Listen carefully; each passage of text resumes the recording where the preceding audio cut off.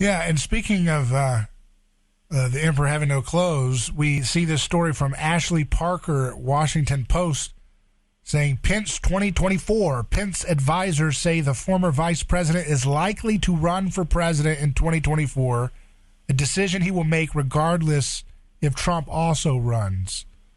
What's your take on this development that Pence is going to be running? This is pretty historical to have a vice president running against the president. Is that the first time that's happened?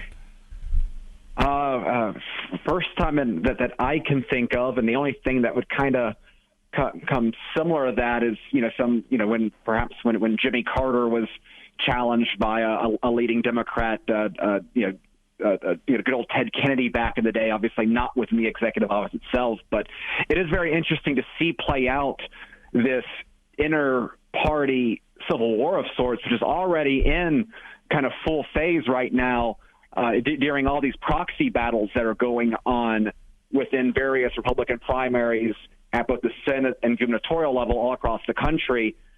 Arizona, for example, you see Pence and Trump very much on different sides within the gubernatorial race there. You have Carrie Lake, who is a very proud Trumper. That is very much the flag that she has wrapped her campaign in. You have Pence and Governor Ducey on the other side there. It's interesting for being, a very moderate state, a state where Democrats obviously have had success the last two Senate races. You have very much the Republican Party not moderating itself down, but rather, the state chairman is Kelly Ward. Blake Masters, which is a Trump-endorsed Senate candidate, is leading the Senate race there over some others. That is an example where very much before even the wins of the 2024 primary playing out, you are seeing very much Pence versus Trump play out through surrogates at that point. A similar dynamic was going on in Georgia with Kemp standing behind, or with Brian Kemp enjoying the support of Mike Pence.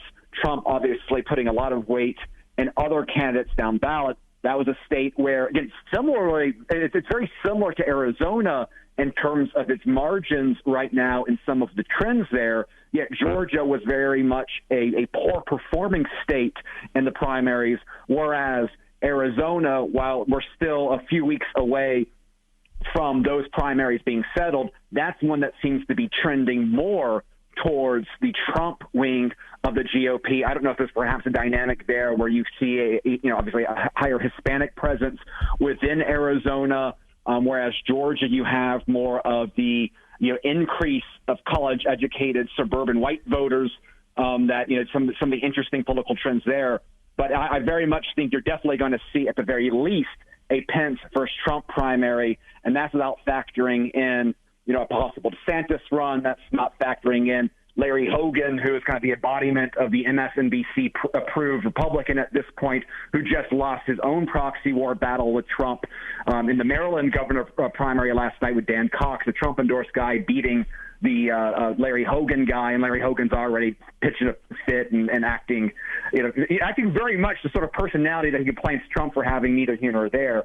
But yes, I think this Trump-Pence dynamic is not going away anytime soon. It's only going to build, and I have a feeling, based off the polling, I don't think this is going to end up being a benefit to Pence in the long run. But I think that's definitely going to be one of the most interesting narratives within the GOP for that we're seeing right now and going to continue for the next 2 years.